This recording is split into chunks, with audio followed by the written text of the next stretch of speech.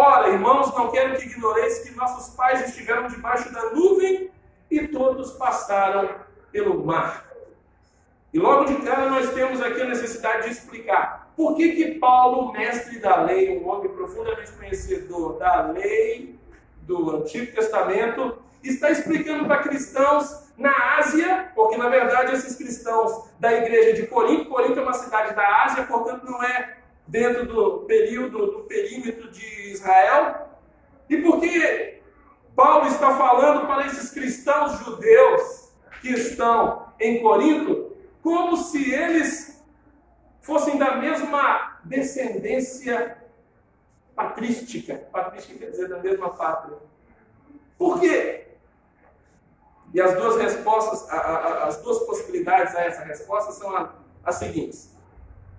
Quando houve uma perseguição de cristãos judeus em Jerusalém, porque o nome do Senhor, ele sempre vai trazer um abalo no mundo espiritual, no lugar onde está acontecendo. E os poderes espirituais das trevas, as potestades, serão subvertidas no lugar onde o nome do Senhor Jesus é proclamado. Porém, nesse processo haverá sempre o quê? Oposição das trevas. O nome do Senhor sempre prevalecerá, porém, não sem que haja antes oposição, perseguição e até morte. E é o que aconteceu. Esses cristãos foram dispersos para todos os lugares da Ásia e esses cristãos se estabeleceram, alguns deles, em Corinto. E a outra possibilidade, porque existem tantos mestres da lei na igreja de Corinto, é porque Paulo, ele ia na sinagoga de Corinto e todos os sábados ele ia ali para poder mostrar que Jesus é o Cristo. E mostrar que aquele que havia sido crucificado há pouco tempo era de fato o Messias esperado, aquele de quem as Escrituras anunciavam que haveria de vir com o seu reino e a sua glória.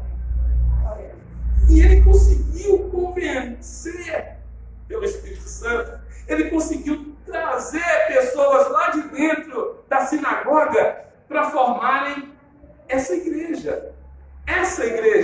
Então, esses coríntios são fruto do trabalho de Paulo, do trabalho evangelístico, da pregação que ele realizou nas sinagogas. Explicado isso, vamos entender que ele vai falar profundamente aqui sobre uma história, ou sobre um período histórico de Israel. O Êxodo. Vai falar sobre a peregrinação do povo que saiu do Egito.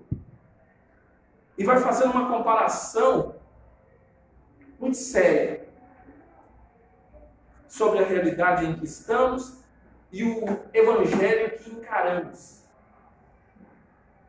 No versículo 2 diz: e todos foram batizados em Moisés, na nuvem e no mar. No versículo 3, observe aí: e todos comeram de uma mesma comida espiritual. Perceba que a água do Mar Vermelho representa o batismo.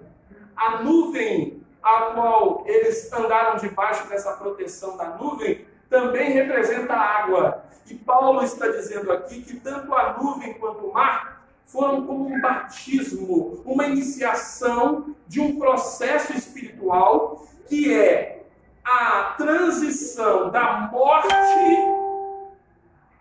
O que é batismo? O batismo nada mais é do que o processo de iniciação de alguém que está disposto a confessar publicamente que está acontecendo uma mudança na sua vida. O povo do Egito estava saindo, ou o povo de Israel, preso, escravo no Egito 430 anos, estava deixando a vida de escravo para trás, passando pelo Mar Vermelho, passando pela nuvem, para sair do outro lado ressuscitado, ressurgido, para uma nova vida. E essa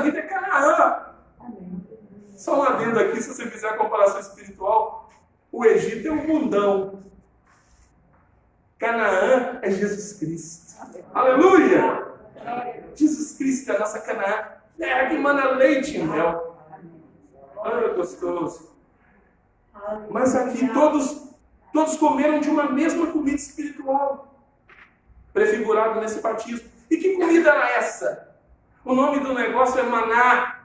Maná, o nome da palavra maná quer dizer, em hebraico, que é isso? Que negócio é isso? Parece um algodão molhado. Quando a gente chupa, é meio doce.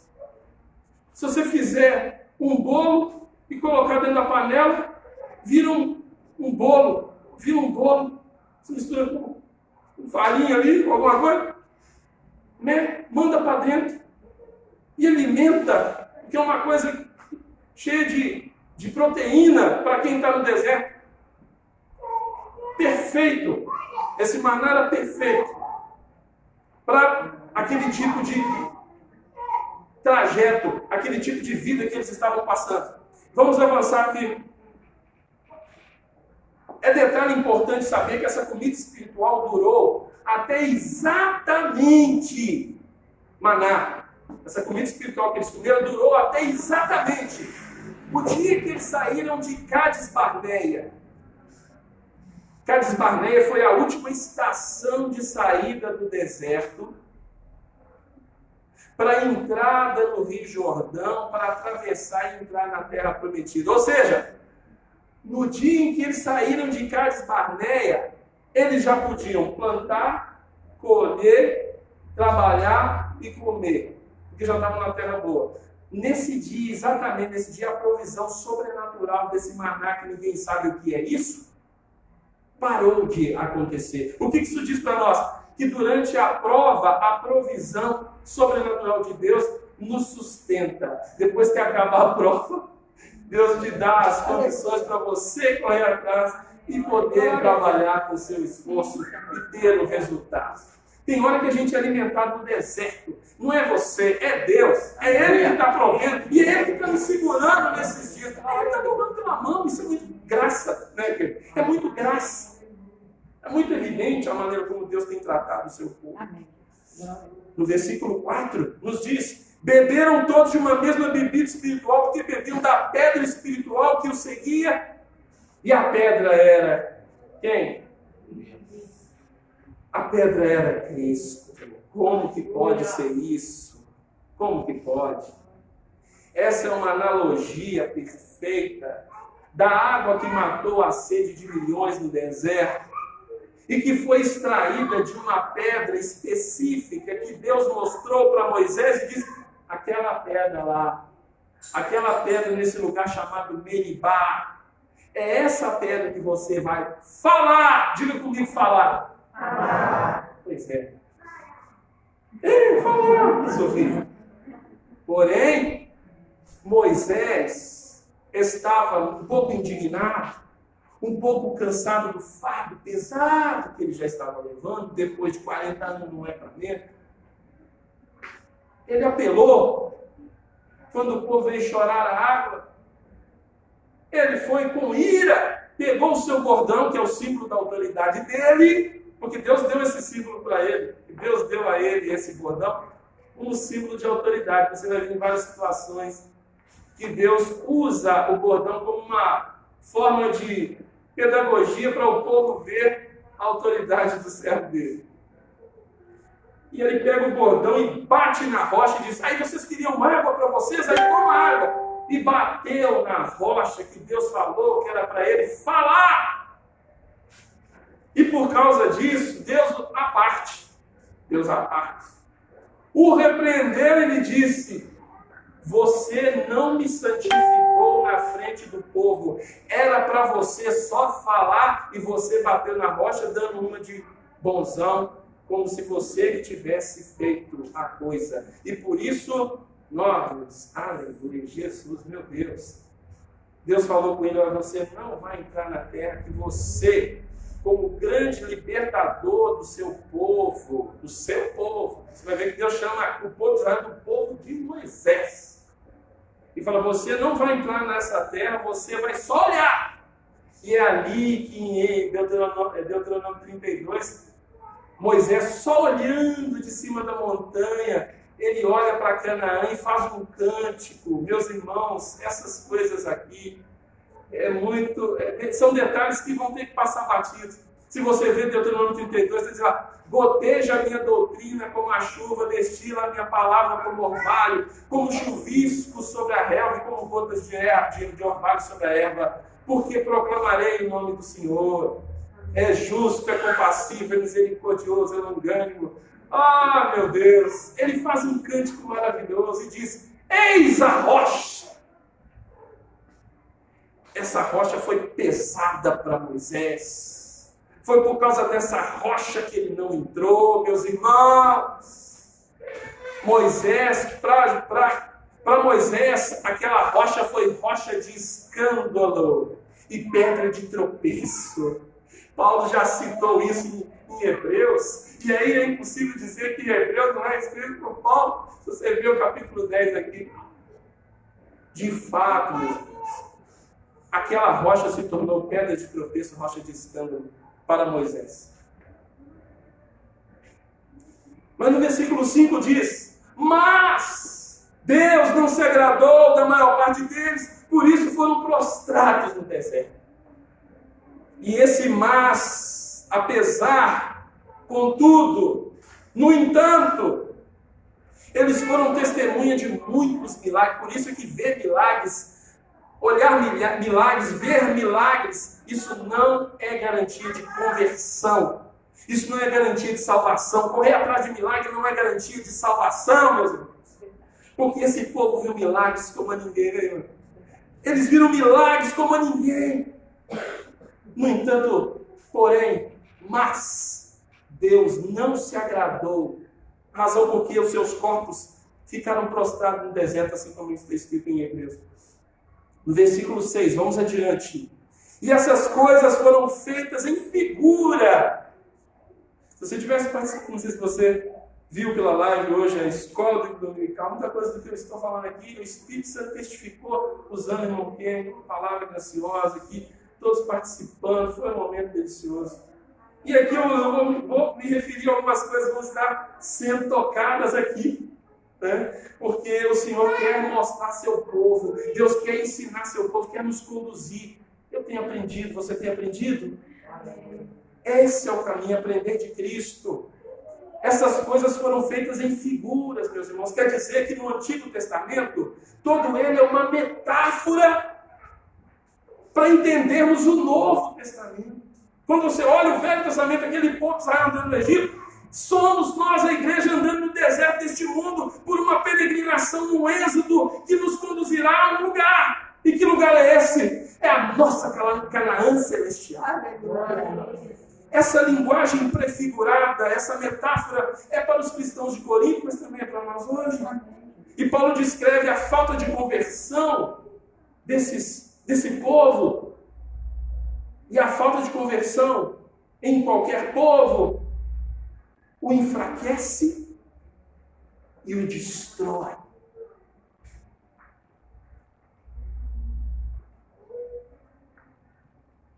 A igreja é feita daqueles que foram nascidos de novo.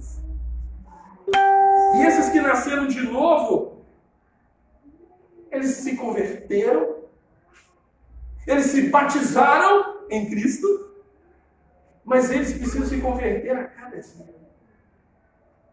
Meu Deus, eu preciso converter a cada dia. Isso é a santificação progressiva. Existe uma santificação inicial, de qual nós somos alvo no momento em que nos convertemos. Mas também há a santificação progressiva, num passo a passo, num dia a dia, vencendo os nossos gigantes, os nossos leões. O significado do batismo é essa conversão. Agora, eu vou fazer um relato de 5 temas profundos. Porém, não vou poder me ater muito aos detalhes riquíssimos, porque cada um desses temas falam sobre 5 desvios históricos que o povo do Êxodo demonstrou a falta de conversão. E essa é a diferença que a conversão faz na vida de um povo. O povo de Israel não era convertido em seu coração pela simples ausência do Espírito Santo. Esses 5 episódios aqui eu vou passar bem rápido, só com uma intenção. A intenção é mostrar que o batismo com que nós somos batizados nos dá condições que eles, que foram batizados no batismo de Moisés, não tiveram chance. Não se trata de que sejamos melhores do que eles. Talvez muito pelo contrário. E aí a necessidade de humildade, porque a graça nos alcançou. Mas note bem que esses 5 desvios históricos, cada um deles daria uma ministração inteira. Porém, eu vou ser breve, porque agora eu vou contar com o Ana. A partir do versículo 6, na parte B, diz assim: para que não cobicemos as coisas más como eles cobiçaram. E aí, nós vamos para Números 11:5, que é o texto que descreve essa situação dentro da história. Lembramos-nos, isso é o povo de Israel chorando, tá bom? Lembramos-nos dos peixes do Egito, comíamos de graça. Eu frisei comíamos de graça. E dos pepinos, e dos melões, e dos porros, não sei o que é isso, dos cebolas, dos alhos. Mas agora a nossa alma se seca. Coisa nenhuma há, senão este maná diante dos nossos olhos. Esse maná. Lá no Egito nós comíamos de graça. Mentira. Eles trabalhavam como escravo para comer. O que acontece com a pessoa quando está com esse negócio da cobiça? A gente cobiçar essas coisas más vai gerar uma doença na alma. Vai gerar uma doença. E antes de passar para o segundo ponto, eu quero lembrar: cada um é tentado pela sua própria cobiça. Tiago descreve isso no capítulo 1, quando diz que cada um de nós é tentado pela sua própria cobiça quando esta o seduz e o atrai e concebe o pecado. E o pecado, uma vez gerado, gera morte. Portanto, meus amados, cada um deve olhar em que é tentado pela sua própria cobiça. Tem uma frase que diz: perde merecidamente o que tem quem cobiça o que é alheio. Perde merecidamente o que tem quem esquece o que tem para olhar o que o outro tem. E nesse desejo de querer ter o que o outro tem, esqueceu o que tem e o que poderia ter. E por isso perdeu. Por isso já não tem. Porque quem não sabe o que tem, é como se não tivesse. Vamos para o segundo ponto, no versículo 7. No versículo 7 da Bíblia nos diz: não vos façais, pois, idólatras como alguns deles, conforme está escrito: o povo assentou-se a comer e a beber e levantou-se para folgar. O que é folgar? Divertir. Que tipo de diversão é essa, pastor? Vamos ler Êxodo 32, versículos de 1 a 8, e aí nós vamos entendendo. Olha só. Mas vendo o povo que Moisés tardava em descer do monte, acercou-se de Arão, pressionou Arão, e eu tenho certeza que teriam matado Arão se ele não fizesse o que ele fez. E disse-lhe: levanta-te, faze-nos deuses que vão adiante de nós. Porque quanto a este Moisés, olha a gratidão, o homem que nos tirou da terra do Egito, não sabemos o que lhe sucedeu. E Arão lhes disse: arrancai os pendentes de ouro que estão nas orelhas das vossas mulheres e de vossos filhos e de vossas filhas, trazei-o. Então todo o povo arrancou. Está dizendo todo o povo. arrancou as pendentes de ouro que estavam nas suas orelhas e trouxeram a Arão. Continuando. Está vendo? São textos novos. Por isso que a palavra vai falar mais do que o pregador. Aqui é a palavra que tem que falar. E estes os tomou das suas mãos e trabalhou o ouro com o buril. E fez dele um bezerro de fundição. Isso, Brasil. Vamos começar de novo. E ele os tomou de suas mãos e trabalhou o ouro com o buril. Fez dele um bezerro de fundição. Então disseram: este é o teu Deus, ó Israel, que te tirou da terra do Egito. E Arão, vendo isto, edificou um altar diante dele, e apregoou Arão e disse: amanhã será festa ao Senhor. Que loucura, hein? E no dia seguinte madrugaram e ofereceram holocaustos e trouxeram ofertas pacíficas. E aí, tudo bem? E o povo assentou-se a comer e a beber. Que bebida? Nessas horas aparecem umas bebidas estranhas. E depois levantou-se a folgar. E aqui, meus irmãos, você pode entender a palavra folgar, pode imaginar tudo tipo que acontece numa festa rei, numa balada, num bailão, tudo que você quiser imaginar. Por aí. Então disse o Senhor a Moisés: vai, desce, porque o teu povo, acho muito interessante isso, eu tive que gravar, que fizeste subir do Egito se tem corrompido. E depressa se tem desviado do caminho que eu lhe tinha ordenado. Eles fizeram para si um bezerro de fundição. E perante ele se inclinaram e ofereceram-lhe sacrifício e disseram: este é o teu Deus, ó Israel, que te tirou da terra do Egito. Vai e desce depressa, porque o teu povo que você tirou da terra, não foi Moisés que tirou, não. Moisés sabia muito bem que não foi ele. Mas por causa do coração tem, Moisés chora para esse povo, Moisés morre para esse povo, e por isso Deus estava lá, o teu povo. Até Deus sente a dor. Eu acredito que Moisés, nessa hora que Deus falou isso com ele, porque Deus é onipotente, conta as coisas para Moisés antes, né? E fala: olha, o que está acontecendo é isso, eles pegaram um bezerro, fizeram uma fundição. Aí Moisés me disse: mas como? Não é possível, será que isso está acontecendo lá mesmo? E quando Moisés chega e vê, ele quebra até as tábuas da lei. E isso aqui é a idolatria. A idolatria, ela vai gerar toda uma situação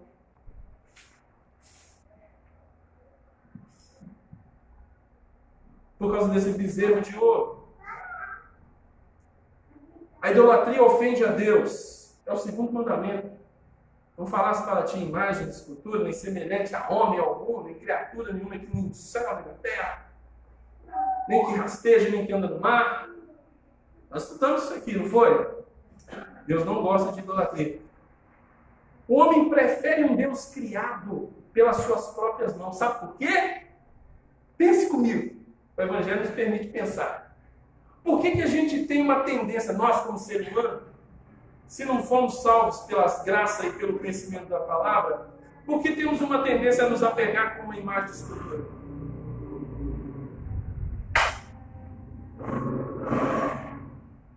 E a resposta que a gente chega à conclusão é a seguinte: para poder adorar algo que a gente está vendo. A gente prefere adorar alguma coisa que seja visível. É perturbadora a ideia de um Deus invisível. E se ele é invisível, e aí vem o segundo problema. Se ele é invisível e não está só no lugar, porque se eu coloco um Deus dentro de uma casinha, aquele lugar ali é o lugar onde eu vou quando eu quero visitá-lo, e é onde eu quero que ele me veja. Porém, quando eu não quiser e estiver fazendo as minhas coisinhas, ele não está vendo. Mas acontece que esse Deus, o nosso Deus que nós servimos, não é assim. Ele é o Deus invisível. E Ele que nos vê. Ele está nos vendo. Ele nos vê em todo lugar. Ele é dono de tudo. Ele é Senhor. E nós não podemos prendê-lo no lugar e nem... Diz assim: a quem me comparareis, diz o Senhor. Né? Vamos para o 3. No versículo, ainda continua nesse versículo 8, diz: E não forniquemos como alguns deles fornicaram. Veja bem, nós já fizemos 3 observâncias aqui de 3 desvios. O primeiro desvio foi relacionado ao quê? A cobiça. Inclusive a cobiça é a porta de entrada para todos os outros pecados. O segundo foi a idolatria. E agora a imoralidade sexual. E não forniquemos como alguns deles fornicaram e caíram num dia 23. E então nós encontramos aqui em Números 25, de 1 a 5, que é isso que está se referindo. Esse texto aqui de Paulo, ele está se referindo a esse incidente aqui, que é muito revelador e é muito importante para a nossa compreensão do nosso inimigo. Se você entender como é que o inimigo age no povo do batismo de Moisés, você vai entender como que o inimigo também trabalha no povo do batismo de Cristo. Números 25, de 1 em diante, diz: Israel deteve-se em Sitim, e o povo começou a prostituir-se com as filhas dos moabitas. Elas convidaram o povo ao sacrifício dos seus deuses, e o povo comeu. Comida o que é sacrificado aos deuses. E inclinou-se aos seus deuses, demônios. Juntando-se, pois, Israel a Baal Peor, o Deus deles, a ira do Senhor se acendeu contra Israel. Disse o Senhor a Moisés: toma todos os cabeças do povo, enforca-os ao Senhor diante do sol, e o ardor da ira do Senhor se retirará de Israel. Então Moisés disse aos juízes de Israel: cada um mate os seus homens que se juntaram a Baal Peor. Continua. Isso. É só isso mesmo. Perfeito. Portanto, a imoralidade sexual que aconteceu aqui, ela se deve a um indivíduo chamado Balaão. Se você pegar Números 24, 23, 22, 21, você vai entender que Balaão era um profeta mercenário. Dá para você acreditar que tem gente que professa o nome do Senhor e recebe dinheiro para profetizar? Você já viu isso? Não, eu vi isso agora, essa semana. Agora, há 3.000 anos atrás, pois é, aqui, ó, Balaão, ele recebeu uma oferta, um dinheiro bom do Balaque, o líder desse povo aqui, para poder amaldiçoar Israel. Mas acontece que quando chegava a hora dele amaldiçoar, ele via o povo todo no lugar de um acampamento, ele subia em cima de uma colina, e ali ele começava a jogar todo tipo de praga, tentar, né? Ele falava, ele organizava as palavras, fazia um ensaio, quando na hora de falar, ele abençoava o povo, ele não conseguia amaldiçoar. E aí, por fim, ele chegou à conclusão, porque ele chegou com o Balaque e disse: olha, não tem condição, porque contra Israel não vale encantamento, contra Jacó não vale feitiçaria. Porque todas as palavras que eu lanço, eu acabo abençoando mais ainda. Mas ele deu uma dica importante. Se você quiser, eu não vou poder receber sua oferta, porque eu não consegui te amaldiçoar Israel. Mas eu vou te dar uma dica. Se você conseguir fazer eles pecarem contra o seu Deus, contra o Deus deles, então você vai enfraquecê-los e vai matá-los. Sabe por que em Apocalipse tem uma igreja chamada Sardes, que está escrito que eles tinham o pecado de Balaão?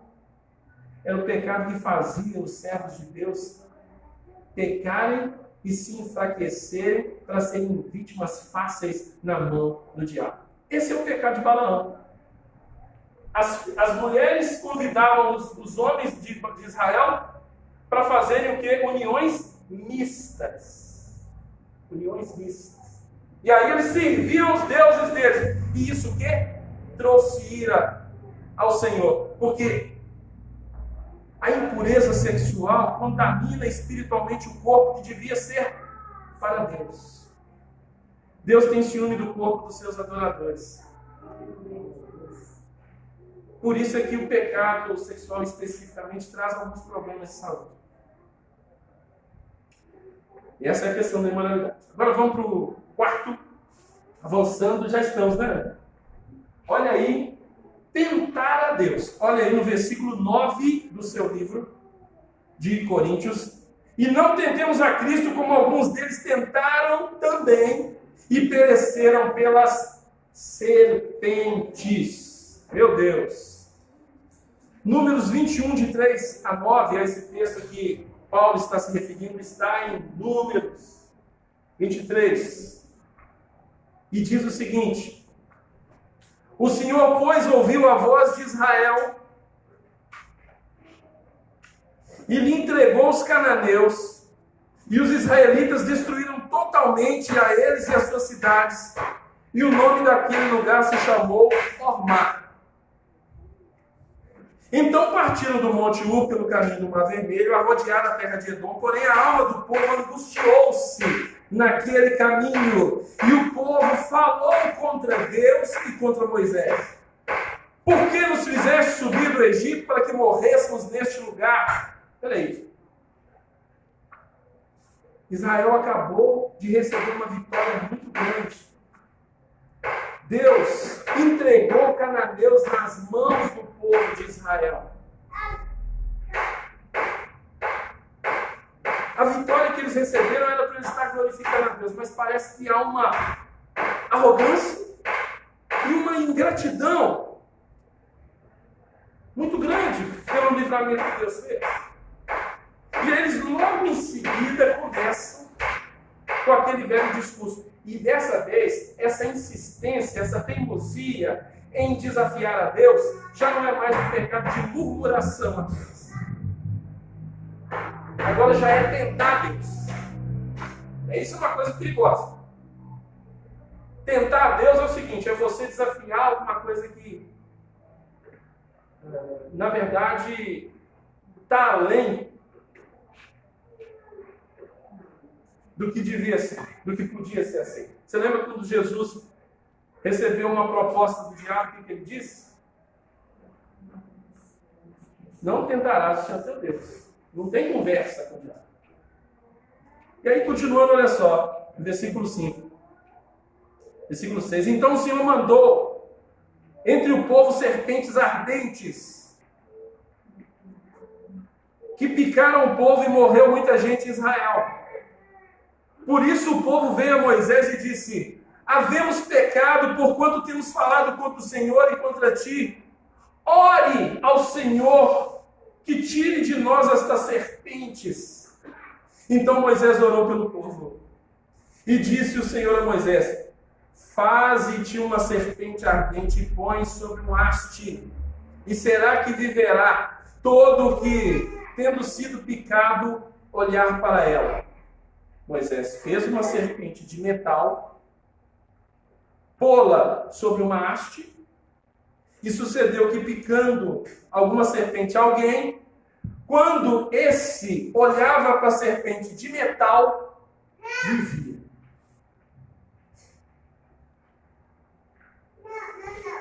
Essa serpente que está se referindo aqui, são as serpentes do deserto, são chamadas víboras.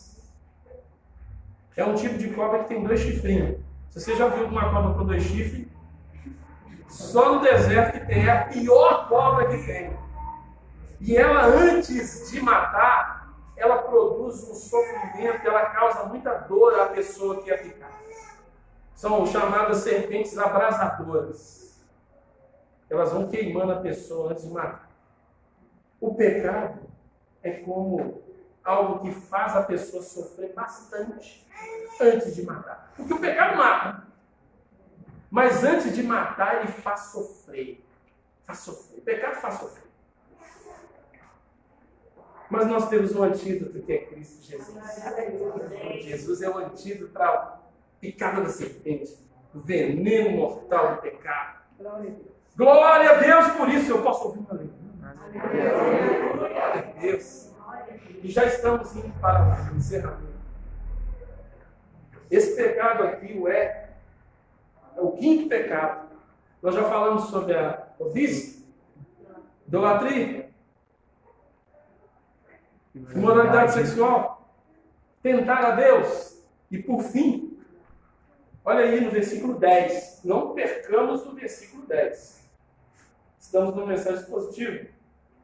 Não murmureis como também alguns deles murmuraram e pereceram pelo destruidor. Meu Deus do céu, é tanta gente que morreu no meio desse deserto que eu acho que se tivesse mais 10 anos, acho que não sobrava mais ninguém. Gente, esse negócio de viver no deserto não é fácil não. Ainda mais com a natureza sem conversão. Você tem que pensar nisso. Aqueles irmãos, aqueles nossos amigos lá, judeus, eles não tinham o Espírito Santo para nos guiar, nos ajudar, nos fortalecer. Amém. Amém.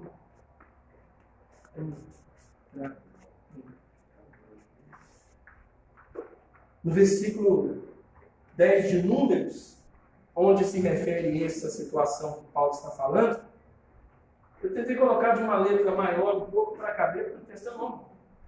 Se vocês conseguirem acompanhar, mas eu tenho aqui também. Então Moisés ouviu chorar o povo pelas suas famílias, cada qual à porta da sua tenda. E a ira do Senhor grandemente se acendeu e pareceu mal aos olhos de Moisés. E disse Moisés ao Senhor: por que fizeste mal ao teu servo? Por que não achei graça aos teus olhos, visto que puseste sobre mim o cargo de todo este povo? Concebi eu, porventura, todo este povo, dei-os à luz, para que me dissesses: leva ao teu colo como ama, leva a criança que mama. A terra que juraste aos seus pais. De onde teria eu carne para dar a todo este povo, porquanto contra mim choram, dizendo: dá-nos carne a comer, Moisés. Eu só não posso levar todo esse povo, porque muito pesado é para mim. E se assim fazes comigo, mata-me, peço-te, se tenho achado graça aos teus olhos, e não me deixes ver o meu mal. Aí no versículo 18, e dirás, aí Deus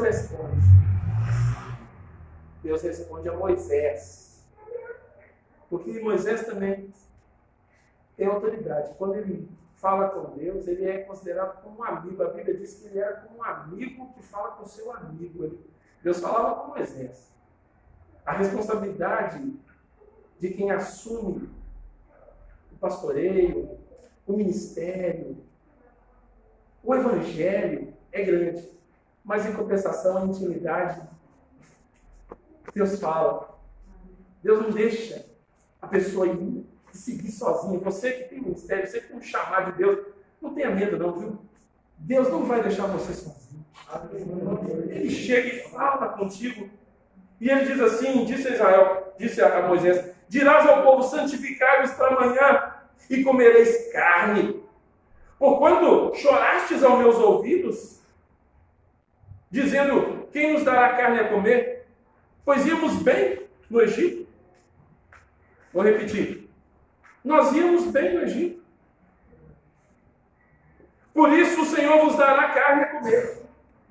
Não comereis um dia, nem 2 dias, nem 5 dias, nem 10 dias, nem 20 dias, mas um mês inteiro, até vos sair pelas narinas, até que vos enfastieis dela, porquanto rejeitastes o Senhor, que está no meio de vós, e choraste diante dele, dizendo: por que saímos do Egito? Murmuração. Por que saímos do Egito? Aí Números 31. Olha o que aconteceu. Números 11, 31. Então soprou um vento do Senhor e trouxe codornizes do mar. Uma espécie de pato, né? E espalhou pelo... Alguém já viu pato voando em cima do deserto? Já viu? Pois é. Esse é o nosso Deus. Esse é o nosso Deus. Já pedi. Então, soprou o vento do Senhor e trouxe codornizes do mar. Lá do mar eles vieram. E as espalhou pelo arraial quase caminho de um dia, de um lado e de outro lado, ao redor do arraial. Quase 2 côvados sobre a terra. Quase 1 metro de côvado. Isso aqui, ó, 2 côvados, dá 80 centímetros. 80 centímetros de codorniz no chão. Uma distância de 1 quilômetro.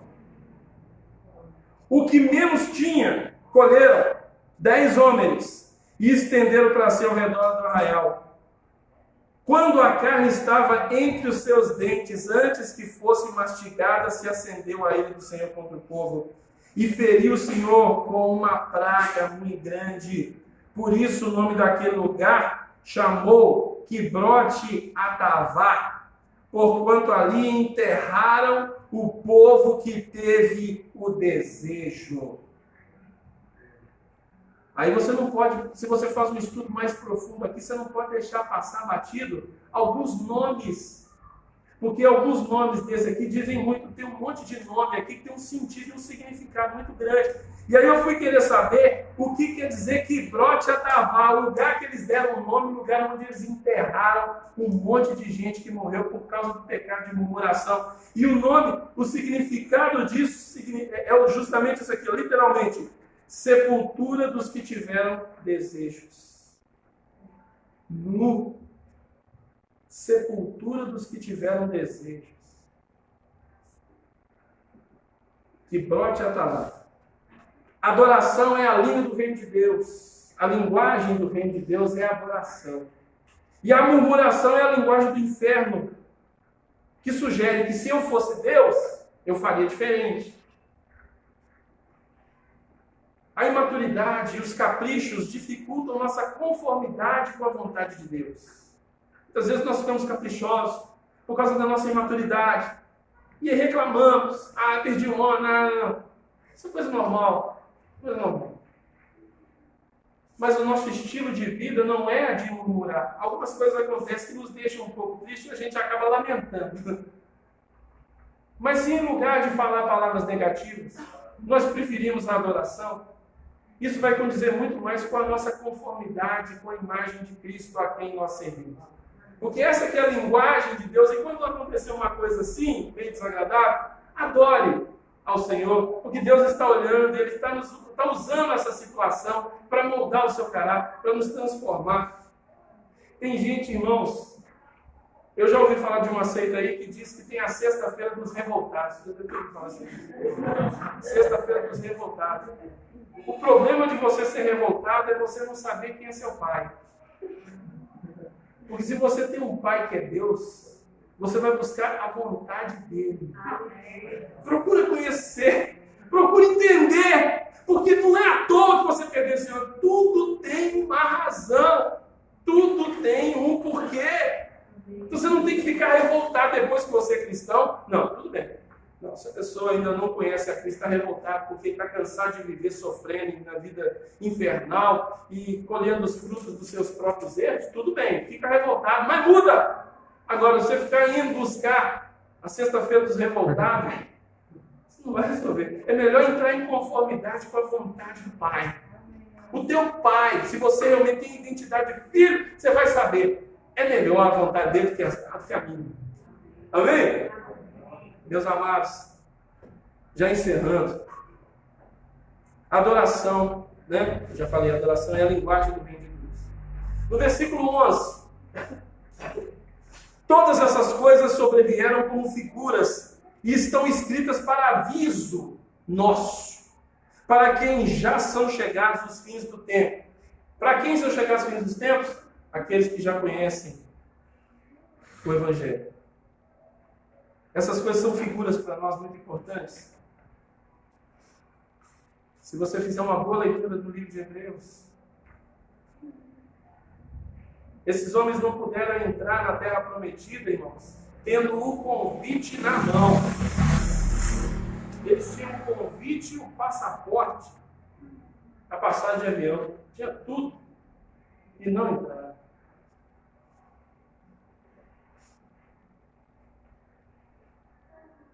Versículo 12 diz: aquele, pois, que cuida estar em pé, olhe que não caia. Em algumas versões vai estar escrito: aquele que pensa estar de pé.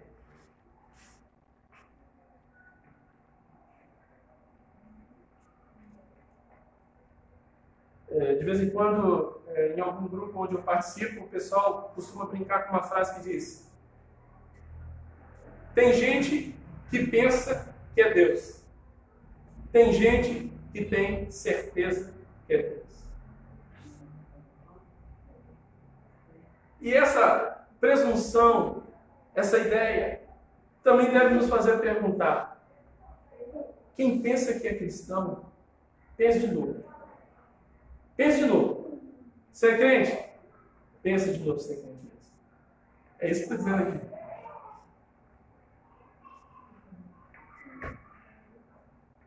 Versículo 13.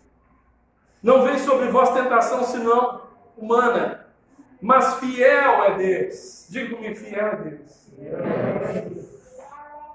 Fiel é Deus. Ele não deixará você ser tentado acima do que podeis. Antes, com a tentação dela também escape para que possais suportar.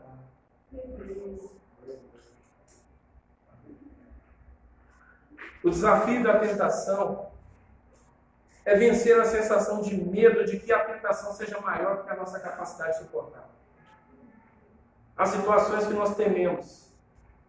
O inimigo ele não sabe o que a gente pensa, mas ele percebe o nosso comportamento. E muitas vezes nós temos medo do que está diante de nós e perguntando: meu Deus, será que eu vou dar conta? Esse é um desafio. Mas nós nessa hora só devemos nos ater à verdade de Deus e não à mentira do diabo. Na hora da tentação, o diabo vai tentar dizer que Deus não está conosco nessa hora. Talvez é assim que ele age, talvez é assim que ele tem tentado e conseguido tirar pessoas do caminho de Deus. As pessoas podem chegar à conclusão que nessa hora não adianta recorrer ao Espírito Santo. Será que Deus realmente está comigo nessa hora? Será que vale a pena eu recorrer a Deus nessa hora? Então, a conclusão, para todos nós, para mim, essa responsabilidade é muito grande, para mim, todo pregando. Não vá na ideia de que, porque você é escolhido, você pode esquecer que teve gente antes de você, que era o povo original. O povo de Israel era o povo original, o povo da promessa, o povo lá de Abraão, lá, que eles tanto falam que eles são o povo de Abraão. O histórico deles era melhor do que o nosso. E mais íntegro também. Portanto, devemos ter muita humildade, porque o batismo deles não lhes dava o direito de vida com V maiúsculo. O Senhor Jesus diz assim: eu vim para que tenham vida e a tenham com abundância. Antes de Jesus não existia vida abundante. Não existia nova criatura. Não existia a habitação do Espírito Santo no homem, em nós. Você tem o Espírito Santo habitando, morada de Deus. Você é morada. Eu sou morada de Deus. Aleluia. Que privilégio é esse? É graça, né? Isso é graça. Olha para mim, olha para você. Oh, Deus. Portanto, eles não entraram pelo fato de que não tinham as mesmas bênçãos superiores que nos foram ofertadas em Cristo. Eles estavam atravessando um deserto. E nós também estamos atravessando um deserto. O deserto é o lugar onde afloram as tentações. Há muitas tentações acontecendo na nossa cabeça, na nossa vida, no nosso perfil. Pense nas situações em que eles caíram. Eles caíram na cobiça, eles caíram em idolatrar, eles caíram em pecar sexualmente, eles caíram em desafiar a Deus. Eles murmuraram demais, além da conta, porque eles estavam no deserto. Eu não sei o que dizer que você está. Mas o que vai provar se nós somos convertidos mesmo? E olha que você não tem que provar nada para ninguém, nem eu. Mas o que vai provar é se na hora da tentação a nossa dependência for no sacrifício de Jesus lá na cruz do Calvário. E se descansarmos na obra do Senhor, pudemos aguardar em paz o livramento que Ele tem. Porque Ele diz que Ele é fiel. E aquele texto da Bíblia que diz, o choro ele pode durar uma noite inteira, mas a alegria, ela vem no amanhecer, ela vem pela manhã. Irmãos, tem pessoas que se desesperam, escrevem uma carta de despedida e se despedem. Eu falo isso no meu livro. E eu peço nesse livro, falando a líderes e a pastores, que não escrevam a carta, que rasguem a carta. Pessoas que desistem antes de ver o final. Se lembrassem que em Isaías, o Salmo 40 diz: esperei com paciência no Senhor, e Ele se inclinou para mim. Espera um pouquinho mais. Ele é fiel, diz a Bíblia que Ele é fiel, Ele virá em seu socorro. E essa palavra deve trazer alento e esperança para todos nós. Amém? Amém. Todo crente batizado em Cristo sabe o que significa esse batismo. Se você ainda não batizou, você possa procurar hoje mesmo a nossa liderança para podermos te ajudar nesse processo, para ressurgir para uma nova vida. O Senhor realmente quer que nós vivamos em novidade de vida. Amém? Coloque-se de pé no seu lugar, vamos orar, pedindo a Deus graça. E esse aviso que Deus está dando, porque já que todas essas coisas foram ditas como aviso, então Deus está muito interessado em nos ajudar. Deus está muito interessado no nosso sucesso. Deus está muito comprometido com o seu povo. E esse povo não vai ser um povo que vai ficar nessa terra. Esse povo não será um povo que vai falhar no final, vai morrer na praia, como há muitos daqueles. Aquele povo, só 2 entraram na terra. Daquele povo que saiu do Egito, só no Josué e Caleb entraram. Mas os filhos desses que morreram entraram, então compensou, valeu a pena. Porque o bem que a gente quer para os nossos filhos. E ainda que aqueles que morreram ficaram pela estrada, mas os filhos entraram, valeu a pena para eles. Mas com você não vai ser assim, em nome de Jesus, conosco não vai ser assim. Nós vamos entrar na terra prometida e os nossos conosco também, em nome de Jesus. Ó Espírito Santo, Tu és o grande responsável por essa condução. Nós entregamos e dedicamos a Ti, Senhor, a gestão das nossas vidas, como homens e mulheres conscientes de que estamos numa peregrinação, atravessando um deserto, cheio de tentações, meu Deus.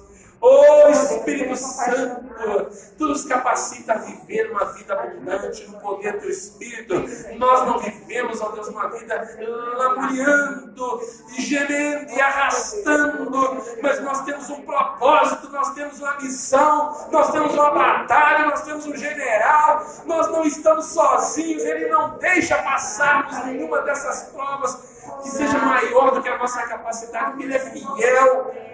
Ele é fiel, Ele carregou o mais pesado, Ele pegou o madeiro. Aquele madeiro estavam todos os pecados das costas de Jesus. Tudo, toda a transgressão, toda a rebeldia, toda a cobiça, todo pecado estava naquele madeiro. O Senhor subiu, estabeleceu uma nova aliança no sangue para todos aqueles que são batizados em Cristo. Obrigado, Jesus. Porque o Senhor nos escolheu para vivermos esse tempo, que é o melhor tempo, aleluia. É o melhor tempo. E que possamos ver a Tua glória, que possamos continuar vendo a Tua glória e vivendo com esse Deus maravilhoso. Oh, sim, Pai, em nome de Jesus. Amém. Amém? Deus nos ajudará. Continue com firme fé, confiante. O Senhor nos ajudará nesse trajeto. Amém? Graças a Deus. Nós estamos encerrando. Porém, eu quero deixar alguns avisos breves. Nem precisa sentar. Um deles é que terça-feira nós teremos a nossa Reunião das Déboras. E nós desejamos ter uma conversa com os homens da igreja que se habilitarem, sejam convidados nossos para juntos conversarmos aqui de 8 às 9, período de 1 hora apenas. Gostaria de contar com os homens aí, para juntos nós reativarmos as nosso projeto, né, como igreja. Amém? Amém. Também a nossa escola dominical está uma bênção. Nossa reunião de sábado é o Anderson que vai falar. Por favor. Boa noite, Gaspar. Amém, irmãos? Vou ver